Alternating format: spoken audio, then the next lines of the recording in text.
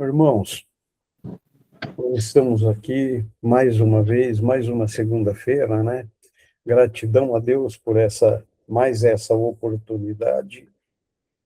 E a gente tenta também fazer alguma coisa, preparar o material. O irmão Carlos com bastante dedicação preparando o material. Hoje o irmão Israel também preparando o material. Irmãos, paz Deus. Amém. Aqui a gente vai falar sobre os seguintes tópicos: fonte pontual e fonte em linha, transdutores eletroacústicos e tipos de caixas de som. Nós vamos falar sobre a dispersão das caixas de som, que é as direções, né, que a caixa de som emite o som. E vamos falar num tópico sobre sonorização de igrejas, com foco em inteligibilidade. Qual que é o objetivo desse curso aqui? Fazer com que os interessados na aula, ao término, tenham pelo menos uma noção mínima de como as diferentes caixas de som propagam as ondas sonoras e como isso pode ser usado em prol da inteligibilidade. A gente vai começar aqui no tópico 1 sobre fonte pontual e fonte em linha. Qual que é a motivação? Todas as caixas de som, elas tendem a ser fonte pontuais ou fonte em linha, ou uma mistura de ambas. Aqui nós vamos para a explicação. Existem dois tipos fundamentais de fonte sonora: a fonte pontual e a fonte em linha. A fonte pontual é descrita como sendo uma fonte que propaga o som de forma esférica, isso é omnidirecional, né, para todas as direções. Entender como é o som emitido por uma fonte pontual é como imaginar, né, uma bola que se expande conforme a figura 1, esquerda. Aqui essa figura. Então aqui a gente tem uma fonte minúscula, né, emitindo o som. Ela emite o som dessa forma, para todas as direções. A fonte em linha, ela é descrita como sendo uma fonte que propaga o som de forma cilíndrica, ou seja, a fonte cilíndrica possui frente de onda plana e a onda não se expande na vertical, somente na horizontal. Entender como é o som emitido por uma fonte em linha é como imaginar um cilindro se expandindo somente na horizontal. Na vertical ele sempre possui a mesma altura, pois não se expande verticalmente, conforme a figura 1 à direita. Então essa aqui, ó, nós temos aqui no meio uma fonte em linha emitindo uma onda cilíndrica. A gente vê essas características, né, que a frente de onda é plana, né, e ela não se expande na vertical, somente na horizontal. Então esses aqui são os dois tipos de fontes emissoras de som, os dois tipos fundamentais, né, a fonte pontual, chamada também de point source, e a fonte em linha, também chamada de line source. Então aqui, ó, a gente tem uma caixa do tipo fonte pontual, e aqui tem uma caixa do tipo line, fonte em linha. E a caixa fonte pontual, ela propaga a onda de uma forma esférica, né? E a caixa do tipo line propaga a onda de forma cilíndrica. Mas os irmãos veem aqui, no caso da fonte pontual, que não é bem, né, esférica. Tem uma característica de uma onda esférica. Vamos falar mais sobre isso. Então aqui, ó, a gente tem do lado esquerdo um único alto-falante. Se a gente pegar um único alto-falante, ele é o quê? Ele é uma fonte pontual. Se a gente pegar esses alto-falantes e empilhar eles, a gente tem uma fonte em linha. Os irmãos conseguem ver aqui? Aqui é outro exemplo. Uma caixa convencional, né, fonte pontual, que ela vai abrir verticalmente também, e aqui a fonte em linha, que ela não se abre verticalmente, né? A onda cilíndrica ela não se expande na vertical, somente na horizontal. Fonte pontual, dimensão da fonte em relação ao comprimento de onda. Na teoria, a fonte pontual propaga as ondas sonoras de forma omnidirecional, ou seja, para todas as direções. Na prática não é bem assim, conforme a gente viu aqui, ó, na figura 2, que é uma aproximação. Não pelo menos nas altas frequências, onde a fonte passa a ter um tamanho significativo em relação ao comprimento da onda de alta frequência. Vamos ver mais sobre isso aqui, os irmãos vão entender certinho. Frequência nada mais é que ciclos por segundo, quanto algo se repete dentro de um segundo. Então, sempre que os irmãos vão falar de frequência sonora, frequência nada mais é do que ciclos por segundo, quanto algo se repete dentro de um segundo. Para entender de caixa de som, é necessário ter uma boa noção de ondas sonoras, principalmente o comprimento de onda. A menor frequência audível, que é 20 Hz, tem um comprimento de onda de 17,2 metros. A maior frequência audível, que é 20 mil Hz, tem um comprimento de onda de apenas 1,7 centímetro, ou seja, um comprimento 1000 vezes menor que 20 Hz. Esse fato muda tudo na construção de caixas de som, e é isso que as complica. Portanto, é necessário entender de ondas sonoras. Fazer caixa de som não é tão simples assim. Onda sonora nada mais é que uma perturbação criada no meio, né? O meio é o ar. Quando o alto-falante se movimenta para frente, ele cria uma compressão no ar, né? As moléculas de ar se juntam. Quando ele se movimenta para trás, ele cria uma rarefação, as moléculas de ar se distanciam. O alto-falante ele se move para frente e para trás a partir do ponto de repouso. Quando a tensão é positiva, ele se move para frente, cria uma compressão. Quando é negativa, ele se move para trás, ele cria uma rarefação. Então aqui a gente tem uma ilustração, mais ou menos disso, aqui um alto-falante emitindo as ondas sonoras, né? Aqui as partículas de ar estão mais densas, uma compressão, aquelas estão mais rarefeitas, né? Uma rarefação, e o ouvido detecta essa perturbação no meio, né? E entende como som. E as ondas sonoras, ela também pode ser descrita como uma senoide, né? Tendo um ciclo semi-positivo e um semiciclo negativo, tá bom? É por isso que quando se fala de som também, se fala de fase, por causa dessa rotação. Dispersão. O que é dispersão? Nada mais é que a forma que um alto-falante ou caixa de som propaga as ondas sonoras. Uma caixa de som pode ser vista como uma lâmpada de luz que possui um ângulo de propagação da luz, assim é uma caixa de som. Então é bem simples de entender o que é uma caixa de som. Aqui a gente tem essa ilustração, uma luz emitindo a luz, e ela tem um foco. Caixa de som também é assim, ela tem um foco. Ela vai direcionar um som para algum lugar. Eu vou mostrar aqui essa questão do comprimento de onda, usando esse simulador de frente de onda. A gente vai visualizar a fonte reproduzindo as ondas sonoras, e a gente vai conseguir entender melhor essa questão do comprimento de onda. Primeiro eu vou desenhar aqui a fonte. Essa aqui é a fonte emissora que vai propagar, que vai emitir a frequência. Vamos começar aqui pela frequência de 1000 Hz. Aqui em vermelho a gente tem uma compressão e em azul a gente tem uma rarefação. A distância desde o início da compressão até o fim da rarefação é um comprimento de onda. Observa aqui que esse comprimento de onda é relativamente pequeno. Também já aproveitando, a gente vai ver melhor isso no capítulo sobre dispersão. Percebam que a pressão sonora ela é mais concentrada dentro desse ângulo aqui, parecendo um cone. Ela está sendo mais concentrada aqui dentro desse ângulo que eu estou indicando com o mouse, parecendo um cone. Agora eu vou colocar para emitir a frequência de 100 Hz, que é uma frequência menor, cujo comprimento de onda é maior. E a gente vai ver isso aqui visualmente. Olha o tamanho dessa compressão da onda de 100 Hz. É bem maior do que a compressão aqui da onda de 1000 Hz. Agora observa a rarefação, do mesmo tamanho, né?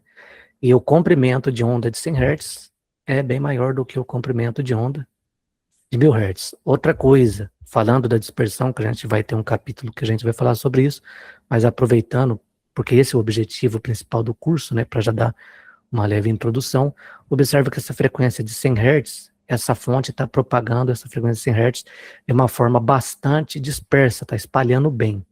Por quê? Porque o comprimento de onda de 100 Hz é maior, é significativamente maior do que a fonte, tá bom? Bom, esse é o vídeo. Continuando. À medida que o comprimento de onda vai se aproximando do diâmetro do alto-falante, proporcionalmente, a dispersão vai se tornando mais estreita. Aqui nós temos essa figura. Deixa eu mostrar. Aqui a gente tem o diâmetro, né, de alguns alto-falantes. Aqui a gente tem o padrão de dispersão. É como se a caixa de som tivesse aqui no meio. E aqui é um mapa que está mapeando aqui o ângulo de dispersão da caixa. Então, essa aqui está mostrando o padrão. Tá? W é o comprimento de onda, D é o diâmetro. O que a gente nota aqui? Por exemplo, se a gente pegar um tweeter de 1 polegada, a gente vai perceber que a partir de 13.560 Hz, onde o comprimento de onda é igual ao diâmetro do alto-falante, a dispersão ela já começa a ser estreita. No caso, onde o comprimento de onda é 2 vezes maior do que o diâmetro do alto-falante, a gente já tem uma dispersão bem mais estreita. A gente vê aqui por esse padrão. Esse quadro aqui, ele serve como uma referência. Geralmente, a gente usa determinados tamanhos de alto-falante a ter nessa frequência onde o comprimento de onda é igual ao diâmetro, tá? Isso é uma boa prática, né? Quando a gente vai construir uma caixa de som. Para aplicação de voz, o ideal é que a 50 grau horizontal, a atenuação até 4.000 Hz seja de no máximo 6 decibéis. Isso significa que as altas frequências não podem ser emitidas por um alto-falante maior que 3 polegadas. A gente viu aqui, né, que o 3 polegadas, por exemplo, né, aqui onde W é igual a D, ele já passa a ter uma dispersão já bem mais estreita, tá? Agora aqui eu vou mostrar algumas polar para a gente ver isso melhor. Mapa polar é muito simples de entender, ele mostra os ângulos ao longo da circunferência. Então aqui a gente tem circunferência, isso aqui são os ângulos, 0 grau, 10 grau, 20 grau, 30 grau, 40 graus, 50 grau. E os quadrantes de atenuação ao longo do raio. Aqui, ó, aqui está 0 dB, aqui está menos 5, aqui está menos 10. É importante para quem quer entender essa questão de dispersão de caixa de som, entender esse mapa polar, que ele é o mais utilizado, tá? O eixo da caixa tem 0 grau, é como se a minha caixa de som estivesse aqui no meio, apontada para 0 grau, essa é a frente da caixa. O que esse gráfico está me mostrando? Aqui para a frequência de 4.000 Hz, se a gente considerar um alto-falante com diâmetro de 5 centímetros, que seria um alto-falante de 2 polegadas, o que a gente vê? Por exemplo, a 90 grau, essa frequência ela foi atenuada 4 dB em relação a 0 grau. Você pode ver que ele está próximo ao quadrante de menos 5. Aqui essa tabela ela mostra aqui a atenuação dentro de alguns graus, tá? Isso aqui é para um alto-falante de 2 polegadas, tá? Agora a gente vai ver a diferença para, por exemplo, um alto-falante de 3 polegadas. A gente já vê que, por exemplo, a 90 grau, a atenuação já foi de menos 10 dB, tá? A 50 grau, a atenuação é de menos 5,5, ou seja, um alto-falante que ele ainda é bem usável para aplicação de voz, né? Porque ele ainda tem uma dispersão razoavelmente boa. O alto-falante de 3 polegadas tem um diâmetro de 7,5 cm, né? E nós estamos falando aqui da frequência de 4.000 Hz. Isso aqui é totalmente dependente de frequência, a gente vai ver isso aí bem melhor mais para frente, tá? Aqui é, por exemplo, um alto-falante de 4 polegadas, né? A 90 graus, a atenuação já é de quase 30 decibéis, né? Essa é a forma com que ele vai propagar aqui a frequência de 4.000 Hz, né? Se a gente observar, ó, aqui tem um de 2 polegadas, aqui o de 3, aqui o de 4 polegadas. Na medida que eu vou aumentando o meu alto-falante, ele vai emitindo, né, as frequências de uma forma mais estreita. E como a gente viu, para aplicação de voz, né, para a gente ter um som homogêneo, com boa inteligibilidade para todo o público, é ideal que a 50 graus, né, na frequência de 4.000 Hz, a atenuação não seja maior que 6 decibéis, tá?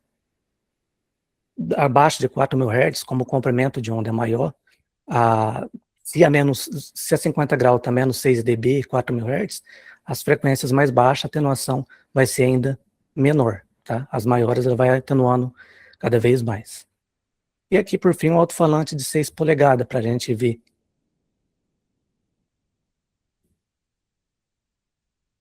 Fonte em linha, comprimento da fonte e alcance. Sabemos que quanto menor é o alto-falante, maior é a propagação do som. Mas diferente da fonte pontual, a fonte em linha, na verdade, possui uma dispersão vertical estreita, porque, teoricamente, ela cria uma onda cilíndrica que não se expande na vertical, que nem nós vimos lá no início.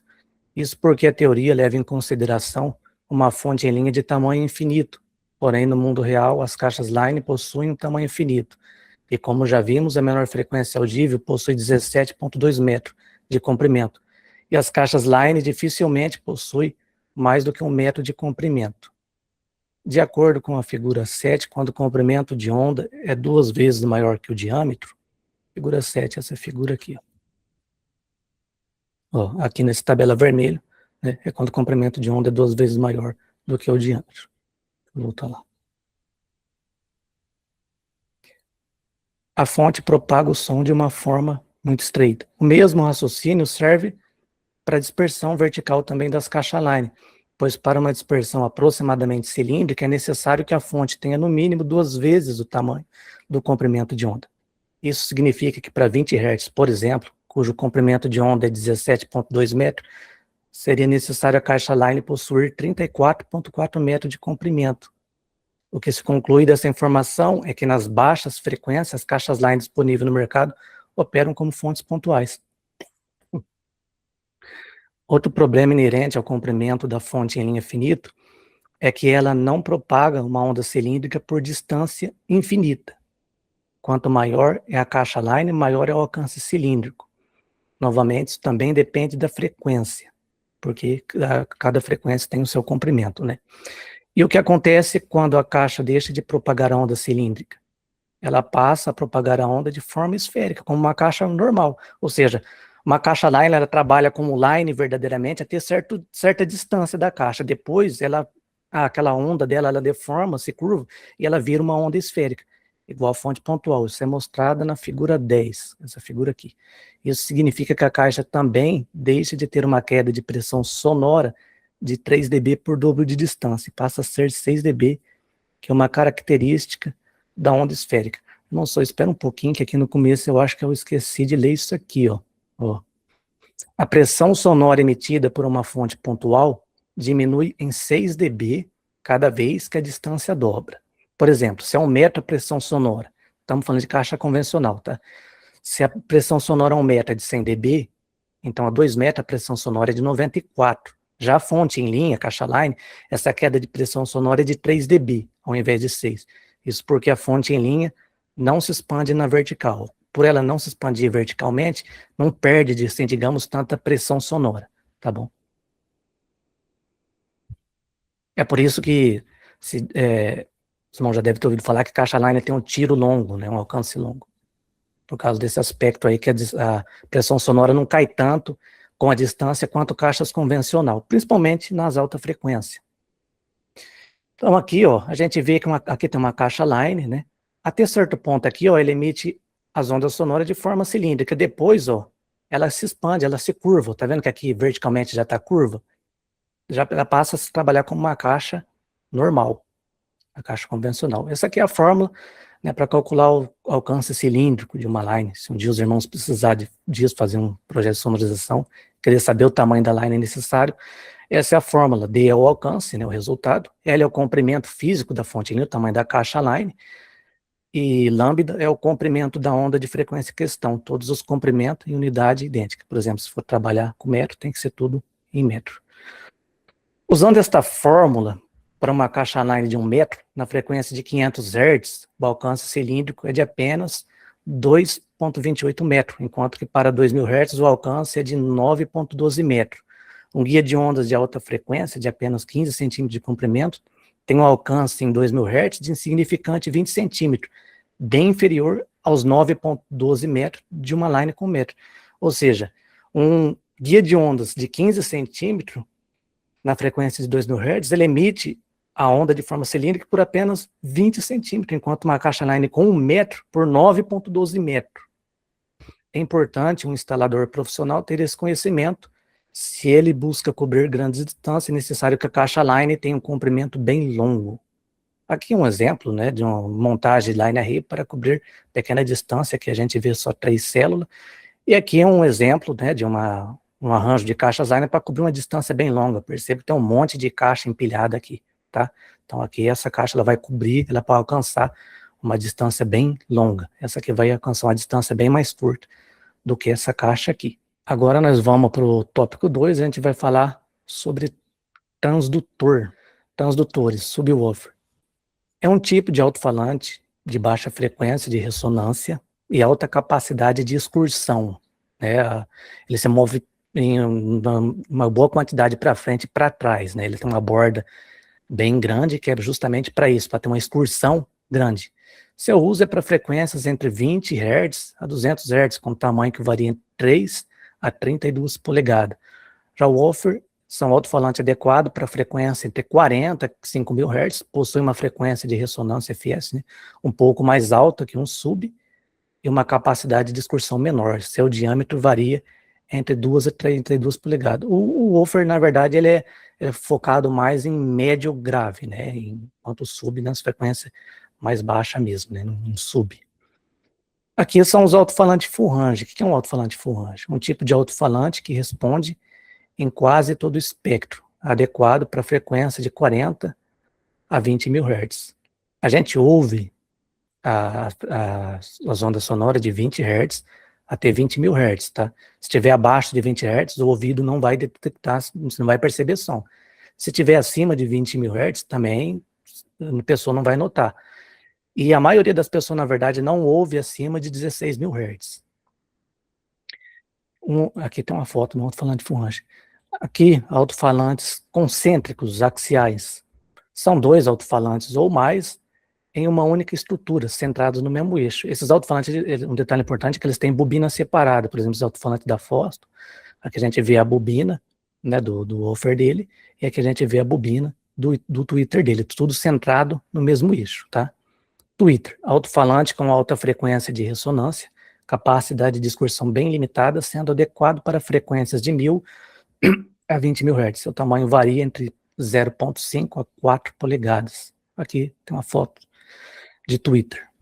Drive de compressão é um tipo de alto-falante usado para gerar o som em cornetas ou guia de ondas. Funciona em modo de compressão. A área do diafragma do alto-falante é significativamente maior que a abertura da corneta ou guia de ondas. Isso cria uma carga acústica, melhorando significativamente a eficiência. A gente vê isso aqui, ó, nessa ilustração. Vou dar um zoom aqui. Ó, aqui a gente tem um drive, né? Ele tem a membrana dele, ele está, né, se movendo. E esse aqui, né, é o canal onde o som vai entrar. Isso aqui cria um efeito chamado carga acústica para aumentar a sensibilidade. Isso aqui é uma foto, né, de uma corneta aqui à esquerda, né? Isso aqui é um drive. Isso aqui que é o tal de drive, que ele é rosqueado.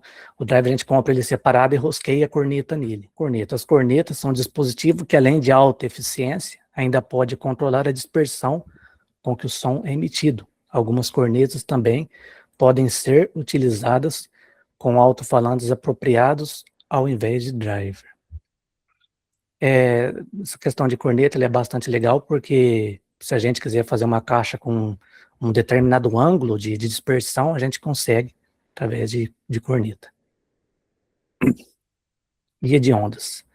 Encaminha as ondas sonoras produzidas pelo driver para várias saídas com o mesmo tamanho de percurso, criando uma forma de onda plana, conforme mostra a imagem abaixo. Então aqui, isso aqui é bem simples de entender. O drive daqui atrás, girando a frequência, ela passa por esses tubos, tá vendo? Esses tubos, quando eles chegam aqui, ó, eles têm todos a mesma distância, para as ondas chegar todas no mesmo tempo e criar uma frente de onda plana. Isso aqui que é o famoso guia de ondas, que eu creio que os irmãos já ouviram falar muito disso. Isso aqui tem uma foto de um guia de ondas, olha como ele é por dentro. Ele tem vários caminhos, né, equidistante, para criar uma frente de onda plana. Isso aqui é usado em caixas line, caixas colunas, se usa muito também. Bom, agora a gente vai aqui para os tipos de caixa de som, caixa point source ou fonte pontual convencionais. Uma via full range, um tipo de caixa que usa somente um único alto-falante full range, muito comum em caixas de som portáteis. Pontos positivos, possui dispersão cônica, ou seja, a propagação de som na vertical é igual à horizontal. Como todas as frequências são emitidas por uma única fonte, né, porque só tem um único alto-falante, ela não tem problema de lóbulos causado por causa de fase. Torna-se adequada para audições próximas, como monitores de campo próximo, near field, ou caixas para PC, por exemplo, tá? Ideal para caixas portáteis devido ao tamanho reduzido do falante full range. Outro ponto é que não precisam de crossover, se tornando um projeto fácil. Pontos negativos.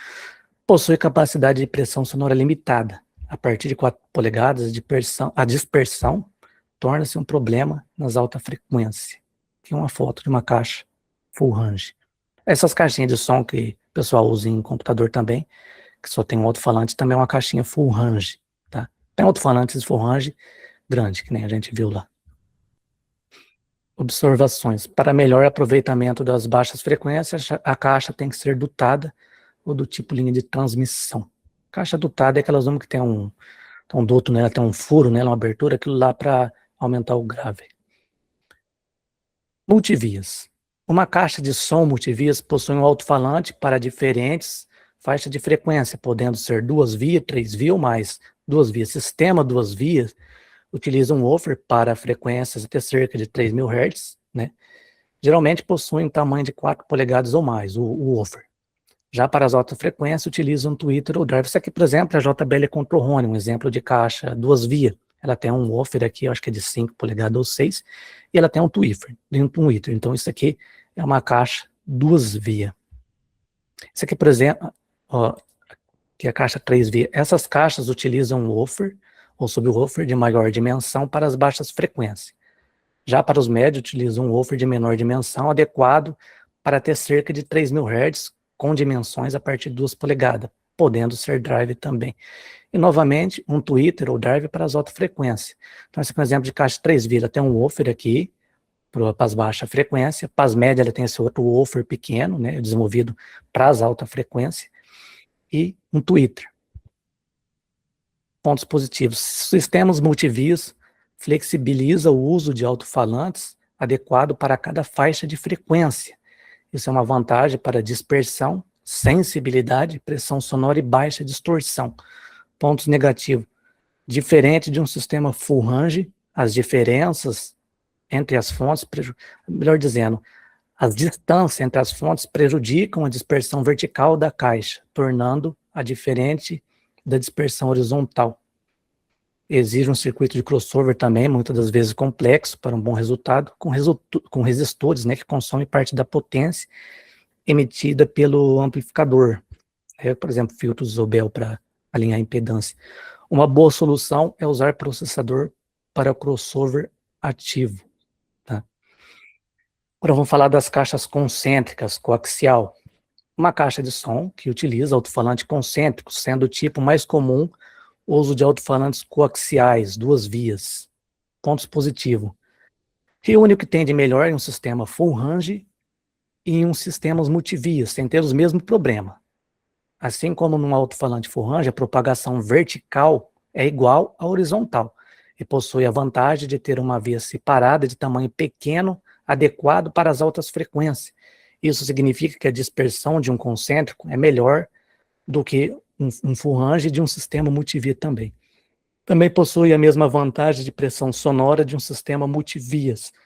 É comum que se use um alto-falante concêntrico, geralmente coaxial, em conjunto com woofer ou subwoofer, para melhorar ainda mais a produção e resposta de graves. Ponto negativo, sim. Esse aqui é um exemplo, aqui em azul, deixa eu dar um zoom. Isso aqui é um alto-falante coaxial, né? E aqui é o woofer dessa caixa, tá? Aqui, ó, essa figura do lado esquerdo aqui, ela representa a dispersão horizontal aqui em cima e vertical aqui embaixo de uma caixa de som coaxial. E aqui do lado direito é a dispersão aqui em cima de uma caixa de som 2 vias e aqui a dispersão vertical dela. Ambas excelentes caixas de alta fidelidade. O intuito dessas imagens é mostrar que a dispersão horizontal e vertical de um sistema coaxial são quase idênticas. Aqui, ó, desse lado, tanto essa de cima quanto essa de baixo, isso aqui nada mais é do que um mapa de dispersão de uma caixa de som do tipo coaxial, que seria essa caixa. Por que eu mostrei essa foto? Só para mostrar para os irmãos que aqui, ó, verticalmente, a dispersão dela é igual horizontalmente. Então, tipo assim, se você virar a caixa, se você deitar ela, por exemplo, a dispersão é a mesma, tá? Enquanto na caixa 2 vias, já é diferente. Aqui em cima é a dispersão vertical dela, vertical não, horizontal, e aqui é vertical, aqui ela já é diferente, tá? Em toda essa imagem foi só mostrar isso aí. Caixas cornetadas. Caixas cornetadas utilizam driver ou alto-falante com corneta como transdutor eletroacústico. Elas também podem ser multivias ou coaxial, concêntrica. Não existe corneta full range que responda, né, em todas as faixas de frequência. Ponto positivo.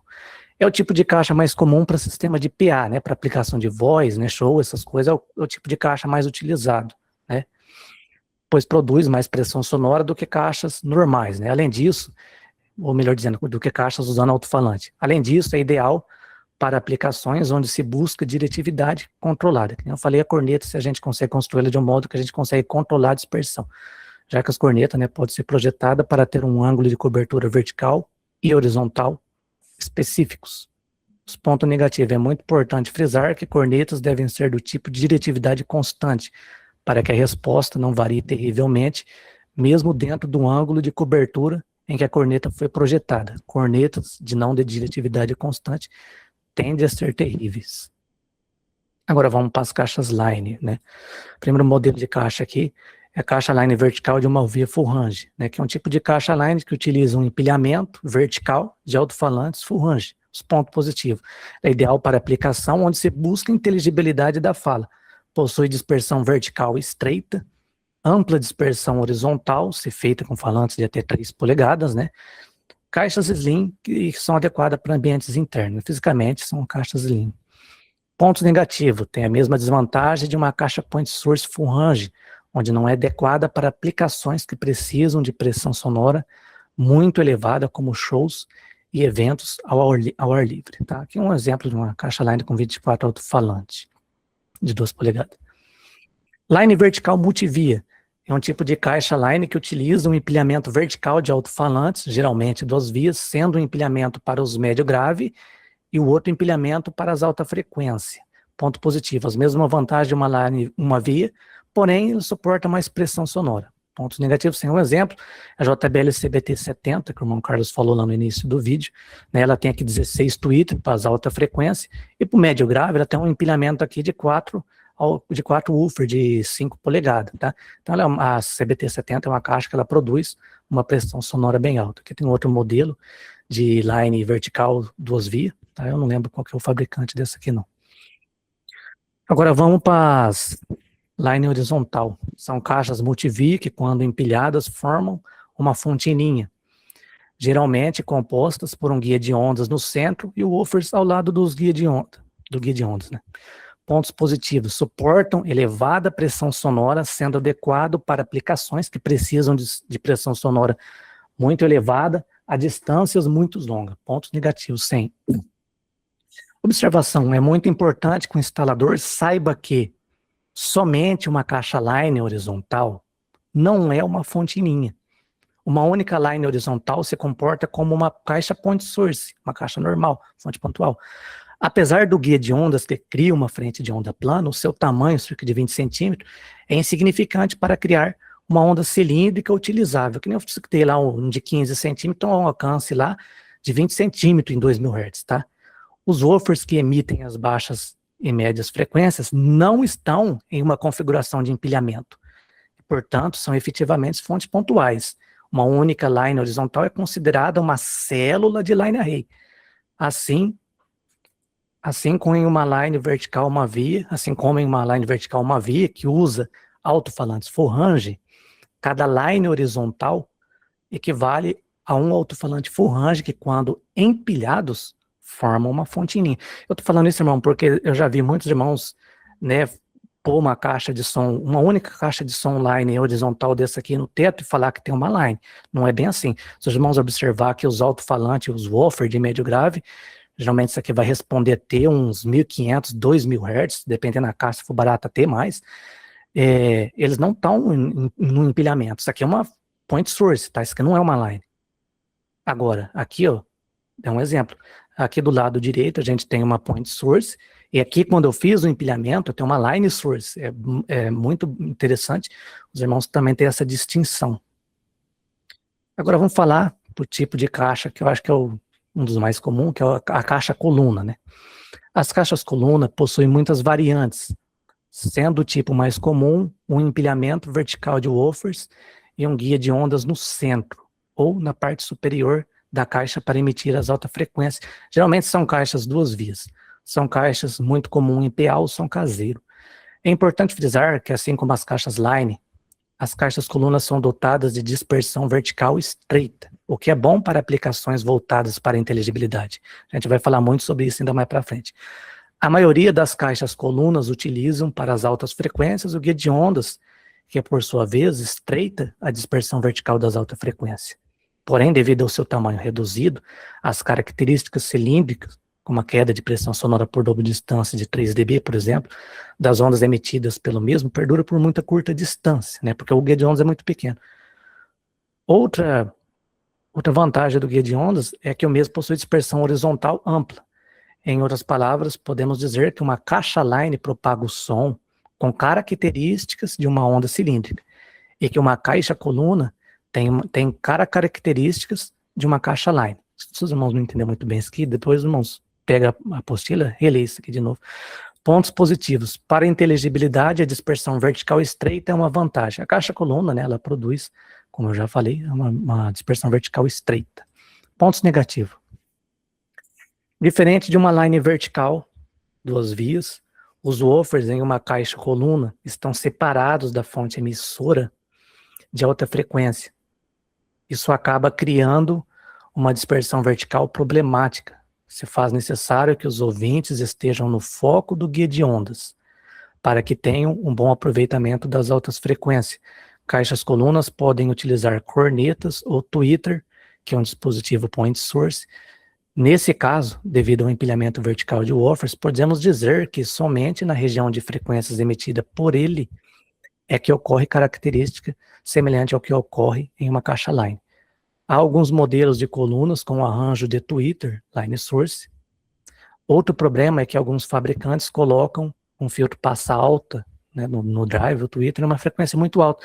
Dessa forma, sobre para o woofer emitir grande parte das altas frequências. O ideal é que o dispositivo de alta frequência, né, comece a emitir a partir de 1500 Hz.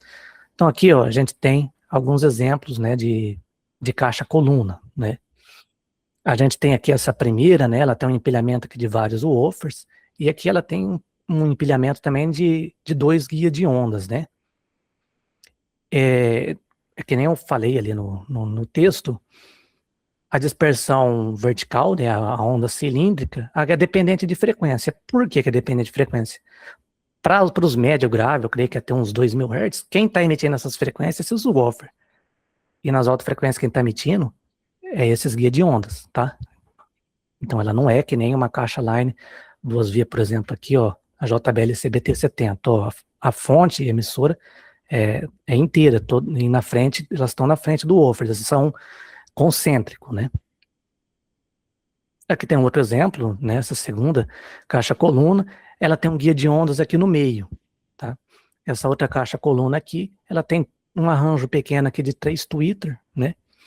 Essa aqui já é mais complicada, porque ela tem um tweeter que é uma fonte pontual. Então aqui, esse empilhamento de woofer até que vai criar uma onda aí mais controlada até certa frequência. Depois o tweeter vai espalhar o som para todas as direções. Então, para a inteligibilidade, essa caixa já não seria tão legal para igrejas com problema acústico, tá? A gente vai falar melhor sobre isso mais para frente. Esse aqui é outro exemplo, mas a diferença de que, ao invés de usar um tweeter, ela usa uma corneta, que também é um dispositivo point source. Então, ela pode ser considerada uma fonte em linha só na faixa que está sendo emitida por esse arranjo de woofers aqui. Considerações finais.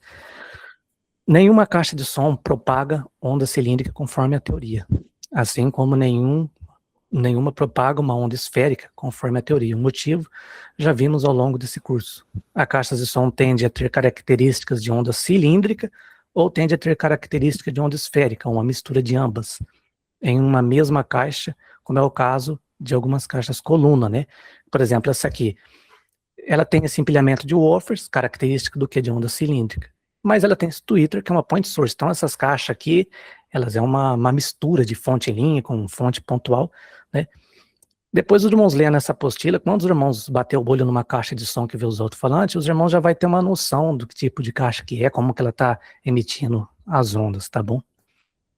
Qualquer caixa de som pode ser do tipo dutada, né, baseflex, ou entered box, ou selada, que é uma caixa fechada que não tem aquele duto. A diferença é que a caixa dutada rende mais grave. Bom, encerramos essa parte ali de caixa de som. O tópico 3, ele é o assunto principal.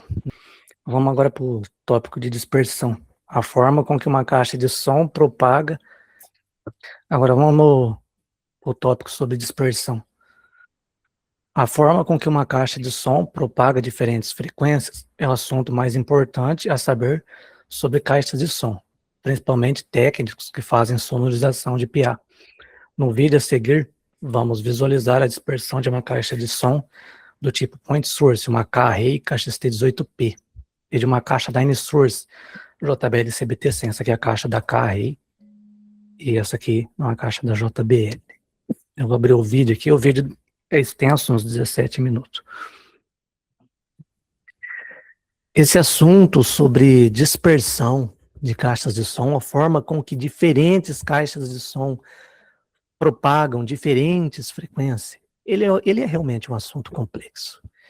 E eu diria que 90% dos técnicos de som profissional só tem mesmo uma noção muito básica de dispersão de caixa de som. Alguns deles até mesmo nenhuma noção. Geralmente quem tem um conhecimento aí pelo menos intermediário disso são projetistas de caixas de som, fabricantes de caixa de som. E alguns técnicos, né, que buscam mais conhecimento. Mas eu vou recapitular aqui alguns assuntos que a gente já viu ao longo desse curso, que é de suma importância para a gente entender essa questão da dispersão de caixa de som. Primeiro, a gente viu que a menor frequência audível, que é a frequência de 20 Hz, ela tem um comprimento de 17 metros. O comprimento de onda de 20 Hz é de 17 metros. A maior frequência audível, que é 20.000 Hz, ela tem um comprimento de onda de apenas 1,7 centímetros, enquanto uma tem um comprimento de onda de 17 metros, a outra de 1,7 centímetros, ou seja, uma diferença de 1000 vezes. 20.000 Hz tem um comprimento de onda 1000 vezes menor do que 20 Hz. Por isso que projetar uma caixa de som não é tão simples assim, porque nós não estamos falando de um único comprimento de onda, nós não estamos falando de uma única frequência, nós estamos falando de um range de 20.000 frequências diferentes, com comprimentos de onda diferentes, cujo tamanho varia numa escala de 1000 vezes. Isso que dificulta a construção de caixas de som. A gente viu também que, à medida que o alto-falante ele vai tendo uma dimensão em relação ao comprimento de onda, mais estreita é a forma com que aquele alto-falante vai propagar aquelas ondas sonoras. A gente viu lá naqueles gráfico polar que eu coloquei lá, que o alto-falante de 2 polegadas ele propaga a frequência de 4.000 Hz de uma forma muito mais ampla do que o alto-falante de 6 polegadas. Por quê?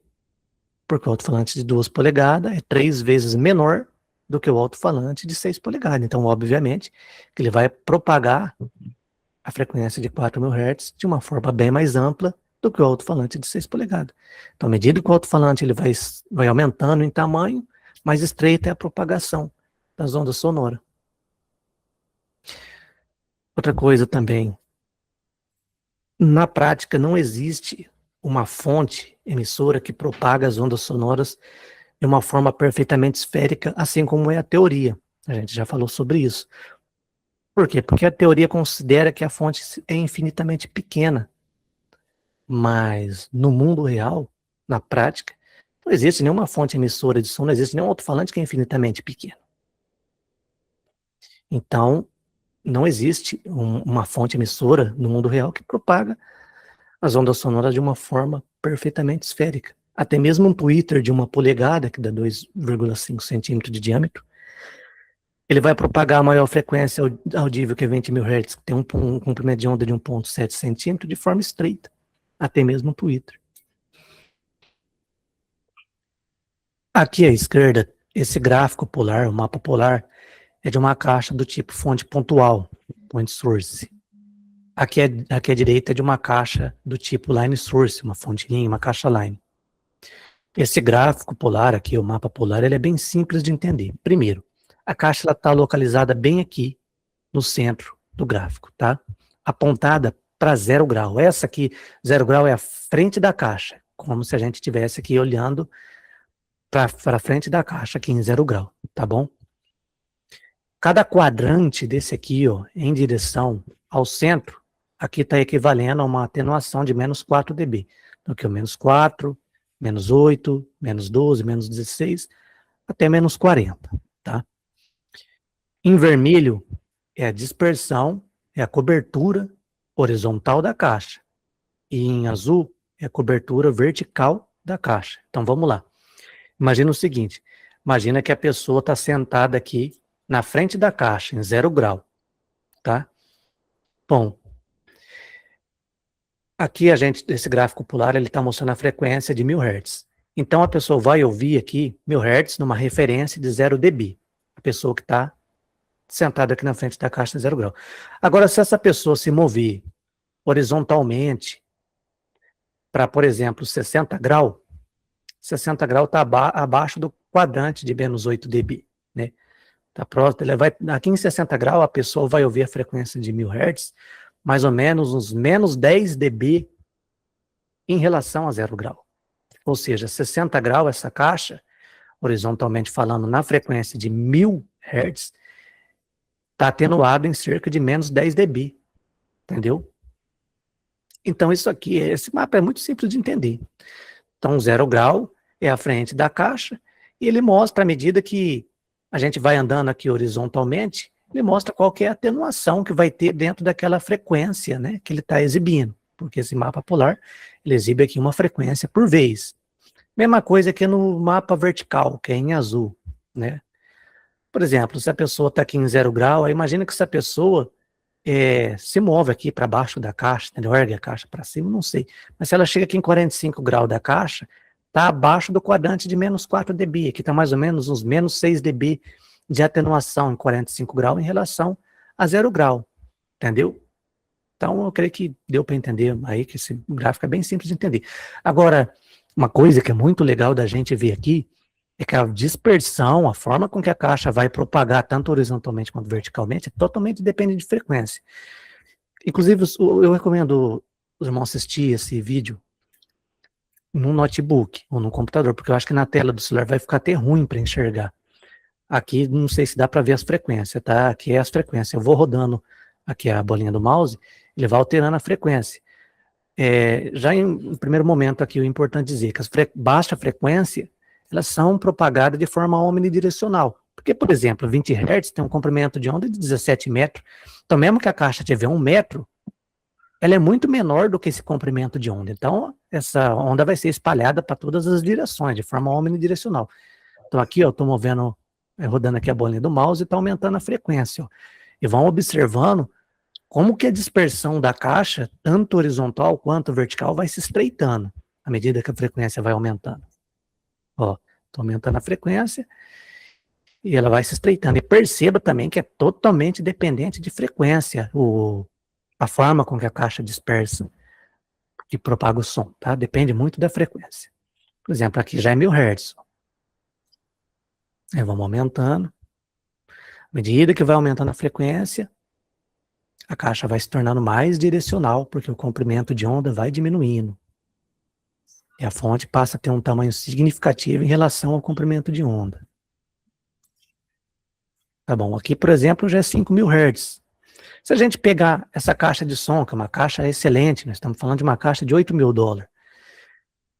Se a gente pegar aqui uma pessoa que tiver, por exemplo, a 75 graus da caixa, ela vai estar ouvindo a frequência de 5000 Hz atenuada em mais de 20 dB, ó, que está menos 20 dB aqui, ó, 75 graus, está abaixo de menos 20 dB, em relação a quem estiver na frente. Ou seja, quem estiver na frente está ouvindo esse som mais de 20 dB mais alto do que quem estiver aqui a 75 graus da frente da caixa. Entendeu? Mesma coisa verticalmente. Ó. Agora aqui eu vou mostrar a dispersão da caixa line. Qual que é a diferença? A caixa line, ela tem uma dispersão horizontal que costuma ser mais ampla do que as caixas do tipo fonte pontual, tá bom? E ela tem uma dispersão vertical que costuma ser mais estreita, né, do que as caixas do tipo fonte pontual. Costuma não, é mais estreita do que as caixas do tipo fonte pontual. E a gente vai observar isso aqui agora. Por exemplo, eu já vou colocar aqui 5000 Hz só para comparar, ó, já que ele também está mostrando 5000 Hz. O que a gente percebe aqui? Por exemplo, o mesmo ouvinte, se trocar essa caixa aqui por essa caixa line, que é uma JBL CBT100, o ouvinte que está a 75 graus horizontal, 5.000 Hz está atenuado em cerca de menos 12 dB, enquanto que com essa caixa, 5.000 Hz está atenuado em mais de 20 dB. Tá entendendo? Só que, por outro lado, como que a dispersão da caixa line verticalmente é mais estreita, entendeu? Por exemplo, 15 graus aqui, ó, tá mais ou menos menos 3 dB de atenuação a 15 graus.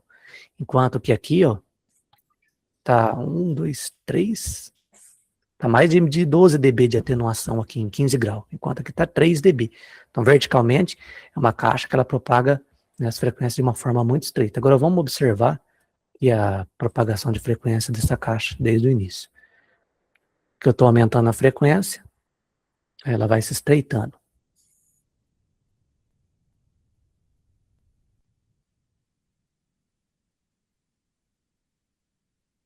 Ó, aqui essa frequência aqui é de 1.000 Hz, só vamos comparar 1.000 Hz com essa caixa aqui.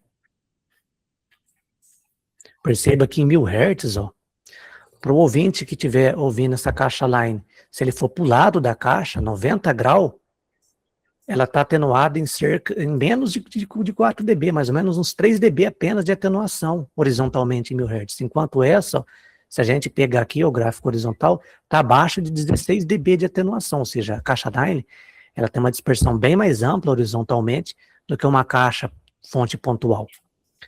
Continuando aqui a mostrar a dispersão da caixa line, perceba que à medida que as frequências vai aumentando, a dispersão vertical vai se tornando cada vez mais estreita. Em um dado momento, a gente observa que surge essas aberração na polar vertical de uma caixa line. Isso aqui é devido ao tamanho dos alto-falantes. Por quê? Porque uma caixa line ela é feita de um empilhamento ali de alto-falante, seja guia de ondas, e aí eles têm uma distância entre si. Então, por exemplo, essa caixa aqui, que é uma CBT-100, que usa alto-falantes de 2 polegadas, a distância entre o centro de um alto-falante até o centro do outro alto-falante acima, ou abaixo, tanto faz, é de cerca de 60 milímetros, 6 centímetros. E a partir do momento que essa distância passa de meio comprimento de onda, a partir dessa frequência, começa a surgir essas aberrações aqui na polar vertical da caixa. Isso é um problema de fase, devido ao desfaseamento entre essas fontes. Porque não existe uma caixa line que seja uma fonte linha perfeitamente contínua. Por isso que dá essas aberrações aqui. Mas o que eu quis chamar a atenção aqui, mostrando esse gráfico polar dessas duas caixas, né, de uma caixa fonte pontual e de uma caixa line, é esse detalhe da ampla dispersão horizontal da caixa line, né, e da dispersão vertical estreita da caixa line. Enquanto que a fonte pontual, deixa eu só mudar aqui para 2.000 Hz. Enquanto que a fonte pontual, ela tem uma dispersão horizontal um pouco mais estreita, né, se comparada a uma caixa line, e uma dispersão vertical bem mais ampla, se comparado ali à caixa line, né. E por que que essas características da caixa line é vantajoso para a sonorização de PA, né, para sonorização de igrejas, porque a gente consegue deixar o som mais homogêneo dentro do ambiente. Porque, veja bem, até na frequência de 2.000 Hz, o ouvinte que estiver do lado da caixa aqui está tendo uma atenuação nessa frequência de cerca de 5 dB em relação a quem está na frente da caixa. É muito pouca coisa. Então, o público ouve ali uma resposta em frequência bem homogênea e, consequentemente, a própria inteligibilidade ela fica mais homogênea. Porque no caso aqui dessa caixa, o ouvinte que estiver do lado dela, na frequência de 2.000 Hz, essa frequência está atenuada aí em cerca de 24 dB. E o que ele vai ouvir, o que vai estabilizar aquele som para não dar tanta diferença aqui do som a 0 grau para 90 graus, é os reflexos. Na verdade, o que ele vai estar ouvindo aqui do lado da caixa é reflexo. Por quê? Porque as superfícies reflexivas, elas funcionam como fonte secundária. Só que nesse ponto aqui, se medir a inteligibilidade, vai ser muito baixa se comparado à frente da caixa, porque aqui está chegando reflexo, enquanto aqui está chegando som direto, porque a 24 dB de som direto já vai estar atenuado em relação ao reflexo, né, a resposta em estado estacionário. Principalmente a gente está falando disso aí em ambientes fechados, né, por exemplo, igrejas, né, a céu aberto já é um pouco mais complicado e a gente ouve mais ainda nessa questão da dispersão da caixa. A pessoa que está aqui mais do lado, num ambiente bem aberto mesmo, vai ter uma deficiência severa aí nas altas frequências. Por curiosidade, eu vou mostrar também o gráfico balão de atenuação. Espreitar a janela aqui. Primeiro, deixa eu explicar uma coisa, que aqui, ó, essa polar horizontal, ela está nesse plano desse eixo vermelho com esse eixo verde. Enquanto que essa polar vertical, em azul aqui, ela está no plano desse eixo verde com esse eixo azul, tá? Então, eixo azul e verde, polar vertical. Eixo vermelho e verde, polar horizontal. Agora eu vou mostrar aqui o balão de atenuação. Vou aqui na mesma frequência, 2000 Hz.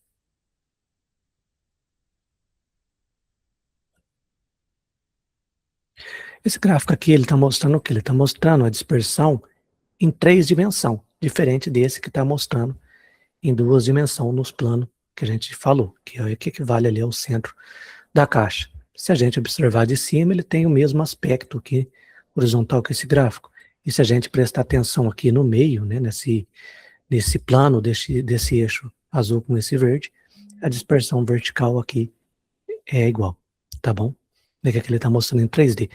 O que é importante a gente observar aqui é que a caixa de som, ela propaga o som de uma forma bem estranha. Não é um negócio bem uniforme, por exemplo, igual uma luz, por exemplo, tá?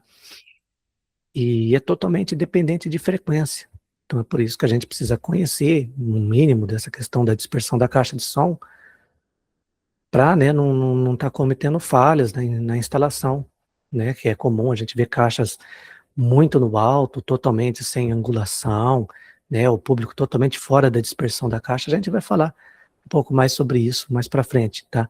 Mas é por isso que é muito importante a gente conhecer essa parte aí da dispersão da. Um outro detalhe também é que nesse software aqui, que é o EasyGLL, a gente consegue observar também o gráfico polar, o balão de atenuação, dentro do alcance que a gente quer. Por exemplo, aqui 6 dB. Tudo que tiver aqui dentro, ó, aqui, ó, isso aqui é a barra de nível. Ó, tudo que tiver aqui dentro está numa variação de 6 dB, ou seja, aqui em qualquer ângulo que a pessoa tiver, a variação aqui equivale a somente 6 dB. É uma outra coisa também que é interessante para fazer uma análise mais avançada que esse programa permite. A maioria dos fabricantes declaram nas especificações da caixa de som a dispersão na frequência de 1000 Hz. Essa dispersão é nominal e só se aplica a 1000 Hz. Mesmo assim, na maioria dos casos, é apenas uma aproximação para 1000 Hz. Como vimos no vídeo, a SEM é totalmente dependente de frequência e muito variável. Aqui é só um pouco sobre aquelas aberrações que surgem nas altas frequências, nas caixas line, que é causado pelo seguinte: a figura acima ela mostra uma fonte em linha de 32 fontes pontuais espaçadas a 25 centímetros. Observe que este arranjo mantém sua característica direcional até 1000 Hz. A partir dessa frequência, os lóbulos vertical aparecem, já começa a surgir essas aberrações. Isso ilustra o fato de que a direcionalidade em altas frequências requer alto-falante progressivamente mais próximo, nas caixas line. O espaçamento entre os centros não deve ser maior que 2/3 de onda. O espaçamento de um comprimento de onda cria lóbulos laterais críticos, que é só mais por curiosidade. Agora vamos para o capítulo sobre sonorização de igrejas. A inteligibilidade depende primariamente de 2 variáveis: o campo reverberante e a distância até a fonte. Conforme a imagem abaixo, quanto maior é a reverberação dentro da igreja, mais rápido o som alcançará a distância crítica, onde a partir dessa distância o som reverberante será dominante, ou seja, se ouvirá mais som reverberante, ou seja, som refletido, do que o próprio som direto da caixa. A partir desse ponto começa a surgir, né, os problemas de inteligibilidade. Então aqui a gente tem esse gráfico, aqui no eixo Y, né, mostra a intensidade do som direto. O que é o som direto? É o som puro da caixa, como se não existisse reflexo, esse é o som direto, tá? E o som reverberante é o som que vem da superfície reflexiva, o som da reverberação. Então aqui a gente tem no eixo Y a intensidade, né, do som direto, e no eixo X aqui a distância, tá? Esse aqui, ó, é a linha, né, do som direto. Então o que a gente percebe? Aqui é 1 metro, o som direto está em 0 dB, ó, 1 metro, 0 dB. À medida que a gente vai se distanciando da fonte, ó, o som direto ele vai sendo atenuado. Não sei se os irmãos estão acompanhando meu mouse aí, ó. Ele vai sendo atenuado, atenuado, atenuado. Chega um ponto, ó, por exemplo, aqui em 8 metros, no exemplo desse gráfico, onde a gente atingiu a distância crítica, que é onde o som reverberante, né, ou seja, a pressão sonora ali daquela reverberação, é igual ao som que vem da caixa, ou seja, está no mesmo nível. E se a gente continuar se distanciando da caixa, a gente passa da distância crítica. Nesse ponto, a gente vai ouvir predominantemente o som reverberante, ou seja, o som que mais tem intensidade é a reverberação de dentro do ambiente, não é nem o som da caixa. A partir desse ponto, surgem os problemas de inteligibilidade. Aqui, ó, a distância crítica varia muito, mesmo dentro do mesmo local. Essa imagem serve apenas para ilustrar. Sonorização com foco em inteligibilidade. O que acontece se não existir o som reverberante? Que seria esse som aqui, ó, desse gráfico. Ó. A distância crítica também não existirá, porque pensa bem, nós vai distanciando da caixa. Se não existir o som reverberante, a gente pode distanciar teoricamente por distância infinita, porque a gente nunca vai passar da distância crítica porque não tem som reverberante. Então aqui, ó, a distância crítica também não existirá se não existir reverberação. Aqui, ó, é o que costumo dizer. O carro do ovo que passa na rua dá para se entender perfeitamente. Isso acontece porque o reverb, nesse caso, é quase inexistente. Apenas alguns reflexos iniciais que ajudam a propagar o som. Não existe som reverberante suficiente para prejudicar a inteligibilidade. Consequentemente, a distância crítica é de uma distância muito grande. Então, assim, deu para se entender que o que atrapalha a inteligibilidade é a reverberação. É por isso que o irmão Carlos mesmo, ele foca tanto nessa parte, que é o tratamento acústico na igreja, né? Seguindo o mesmo raciocínio, igrejas pequenas são fáceis de sonorizar. Em termos de inteligibilidade, não está falando de qualidade do som, não. Em termos de inteligibilidade, fica bom com praticamente qualquer coisa, né, igrejas pequenas. A forma de instalação das caixas, o tipo de caixa, microfone, nesse caso não tem tanto peso, né. Sonorizar igrejas média, grande, sem tratamento acústico, exige muito mais estratégia para se alcançar um resultado, muitas das vezes apenas aceitável. Até mesmo igrejas grandes com tratamento acústico, deve-se ter cuidado para sonorizar.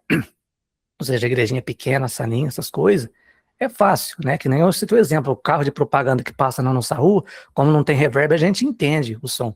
Não está com qualidade, mas nós estamos entendendo. 2 fatores principais devem ser levados em consideração num projeto de sonorização de ambientes reverberantes, que é a dispersão da caixa de som, né, o público ele deve estar dentro da cobertura da caixa.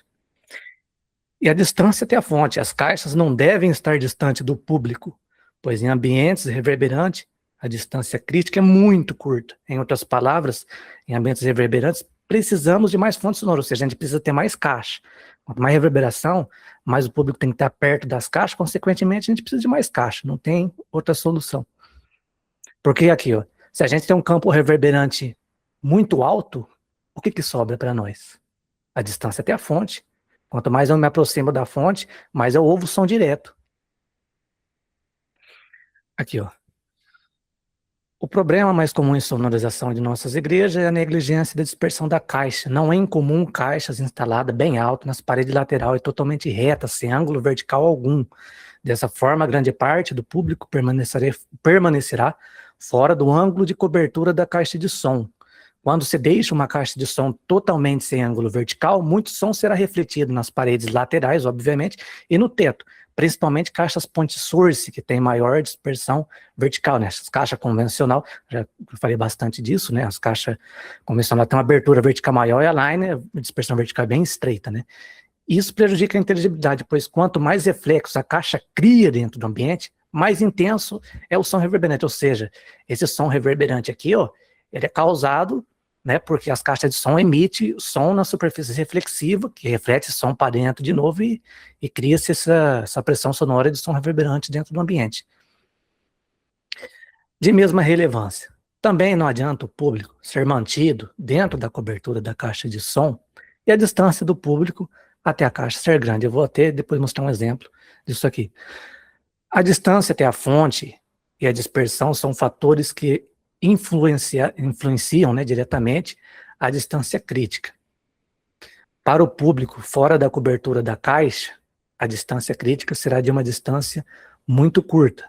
Por outro lado, para o público, mesmo que no ângulo de cobertura da caixa, se estiver distante da mesma, estará além da distância crítica. Aqui, ó, é o exemplo do que eu citei lá naquele vídeo, mostrando lá os mapas polar das caixas. Para a pessoa que está do lado da caixa lá, como eu citei, ela está ouvindo só o som reverberante. Muitos argumentam que quanto mais caixas, mais reflexo, que é verdadeiro. E pior a inteligibilidade, o que é falso. Porém, a distância crítica é um fator que se sobrepõe a esse quando o assunto é inteligibilidade, né? Isso significa que se faz necessário mais caixas, pois de outra forma é muito maior a porção do público que sofrerá devido à distância até a fonte do que o público que se beneficiará de estar próximo da fonte. Além disso, o uso de caixas direcionais instaladas no baixo, ou caixas convencionais no baixo, e bem anguladas, usarão a absorção causada pelo público, o que diminuirá os reflexos, ou seja, o corpo humano, ele absorve o som, né? Então, quando a gente trabalha com a caixa no baixo, angulada corretamente, quando a gente tem um público razoável dentro da igreja, grande parte daquele som o público absorve. É por isso que a inteligibilidade é muito melhor numa igreja cheia do que numa igreja vazia, né? Então, tem muitos irmãos que defendem essa teoria de menos fonte. Só que aí vai ficar bom para quem está perto da caixa, quem está longe, entendeu? A gente tem que pensar no projeto como um todo e não, né, numa coisa só. Vamos falar agora sobre caixas nas paredes. O uso de caixas nas paredes é a melhor solução para igrejas com problemas de acústica. Isso porque, dessa forma, é possível aproximar o público da fonte, já que, conforme vimos na figura 20, quanto mais perto o ouvinte está da fonte, melhor a inteligibilidade. Isso porque ocorrerá maior incidência do som direto, né, vindo da fonte. Caixas point source, coluna. A altura de instalação desse tipo de caixa é de aproximadamente 2,5 metros. Se angulada corretamente em direção ao público, mantendo o mesmo dentro do seu foco, proporcionará bom resultado. As caixas point source não são adequadas para cobrir grandes distâncias. Podem não ser adequadas para igreja com mais de 14 metros de largura.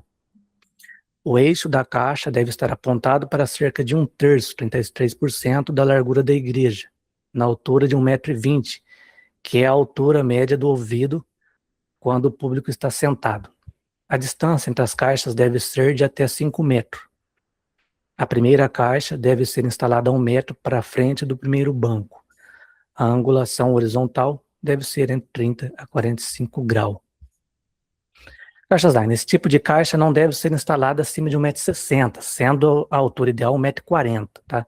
Realmente tem que ser instalada no baixo por causa da dispersão vertical. O ângulo vertical correto é apontar o eixo central da caixa a 40% da largura da igreja na altura de 1,20 m, né? Apontar o eixo da caixa, 40% da largura da igreja, para a altura de 1,20 m, tá? Caixas line frontal são instaladas na parede frontal da igreja, adequado para a igreja cuja largura dela seja igual ao comprimento, né, ou maior, ou seja, igrejas bem largas, né, é ideal usar caixas line frontal, tá? Também devem ser instaladas a 1,40 m. Caixas no teto. Line horizontal. Esse modelo de sonorização exige um cuidado mais técnico. Deve-se verificar se a quantidade de células empilhadas é adequado para cobrir toda a igreja. Somente uma caixa não produzirá resultado de um sistema line array. É necessário um arranjo vertical de caixas. Arandelas. O sucesso desse modelo de sonorização tem como fator principal a altura do forro. Quanto mais baixo, melhor. Para alturas acima de 3,5 metros, tende a trazer resultado inferior a caixas nas paredes. Point source. Caixa convencional, né? Apesar de cobrir bem o público, devido à dispersão vertical mais ampla, é de suma importância considerar que todas as superfícies reflexivas receberão o som da caixa. Estou falando de caixa no teto, tá? E o campo reverberante será proporcionalmente mais intenso do que outros modelos de sonorização. Outro fator agravante é o público geral, ficará distante da fonte. Esse modelo deve ser evitado quando se busca inteligibilidade. Então aqui, irmãos, eu falei, né, sobre caixas no teto, depois, irmãos, lê melhor, né, e a forma com que deve ser usado, e aqui sobre caixas nas paredes, né, a forma com que deve ser usado. Agora aqui eu vou mostrar esse vídeo sobre o EasyFocus 4, aqui para os irmãos verem melhor. Esse programa aqui é o EasyFocus 3, é um programa gratuito, utilizado para projetos de sonorização, para avaliar a cobertura da caixa, para ver se o público vai estar dentro da cobertura da caixa e também está chegando uma pressão sonora adequada para o público. Eu vou mostrar alguns modelos de instalação de caixas de som utilizado na congregação e alguns aspectos desses modelos. O primeiro que eu vou mostrar para os irmãos é o famoso LR, que é muito difundido aí na congregação, que é esse modelo aqui, tá? Uma line horizontal de um lado, uma line horizontal do outro, ou em alguns casos uma única line horizontal instalada aqui no meio. Geralmente, quando se fazem o uso desse modelo de instalação do sistema LR, o eixo da caixa ele é apontado aqui para o fundo da igreja ou um pouco para frente do meio. Antes, deixa eu falar, aqui é uma área 20 de comprimento, 10 de largura, a caixa está instalada a 6 metros, que dá 5,62 metros no chão, tá? Aqui, ó, esse risco, esse tracejado aqui, é a altura do ouvido do ouvinte, que está cerca de 1,20 m. Qual que são os problemas desse modelo de instalação LR? Quais que são os problemas? O primeiro problema é que as pessoas que estão sentadas no primeiro banco, o primeiro banco da igreja, fica com deficiência de alta frequência, porque o público, nesse caso, está fora do ângulo de cobertura vertical de alta frequência da caixa de som. Percebam aqui, ó, que o tracejado é a área de audição. Aqui ó, visto de cima, está melhor para ver. Essa região frontal aqui, ó, está totalmente fora do ângulo de cobertura de alta frequência da caixa de som, tá? Isso nós estamos falando da frequência de 2.500 Hz, tá? Mas se a gente mudar, é o mesmo problema. Quanto mais alta é a frequência, percebam que mais estreita vai se tornando a dispersão da caixa. A faixa da inteligibilidade, a principal faixa da inteligibilidade vai de 1.000 a 4.000 Hz. Só que é fundamental que o sistema responda de 300 a 6.000 Hz, que senão a qualidade do som vai ficar péssima, no mínimo de 3.000 a 6.000 Hz, tá? Isso seria um mínimo. Então aqui, eu começando de 1.000 Hz, eu vou rodando a bolinha do mouse aqui, eu vou aumentando a frequência, não sei se dá para ver. Perceba que à medida que a frequência vai aumentando, vai se tornando mais estreito, né, a propagação, e o público frontal aqui vai ficando cada vez mais fora da cobertura de alta frequência. Por exemplo, 4.000 Hz, que é uma frequência fundamental também para a inteligibilidade. Olha aqui como que os primeiros bancos estão fora da cobertura dessas frequências. E outro problema também. Devido à distância para a caixa cobrir ser muito grande, acontece de ter deficiência, falta de pressão sonora lá no fundo. Aí fica assim, em igrejas muito compridas. O pessoal que está aqui na frente da igreja percebe a falta de alta frequência. O que houve de alta frequência aqui na frente é som refletido, tá? Não é som direto vindo da caixa de som, não. E o pessoal que tá sentado aqui no fundo da igreja costuma reclamar de falta de pressão sonora. Ainda aqui é uma igreja de 20 metros, mas eu já vi esse modelo de instalação LR, com somente LR, em igrejas aí com 25 metros de comprimento. Então não vou citar como a igreja da congregação, o autor pode acabar vendo, né? Então não vou citar onde, mas já vi e tem muitas igrejas assim. Aí acontece muito ficarem reclamando que aqui no fundo falta som. Os irmãos têm uma noção do tanto que esse sistema de instalação é problemático. Tem igrejas que eles tiveram que pegar o retorno, que estava do lado do púlpito, tinha uma caixa de retorno em cada lado do púlpito, tiveram que virar para frente para cobrir os primeiros bancos. Ou em muitos dos casos, a maioria deles aqui, ó, nessa região, eles tocam instalar caixas nas paredes laterais para cobrir essa região. Aí a caixa line em si só serve de uma parte do meio para trás. Aí aqui quem cobre são as caixas nas paredes lateral. Mas por que esse modelo dá tanto errado assim? por que essa forma que estão usando esse modelo, esse sistema LR está errado. Outro problema, inteligibilidade. A gente já viu que a questão da distância até a fonte, né?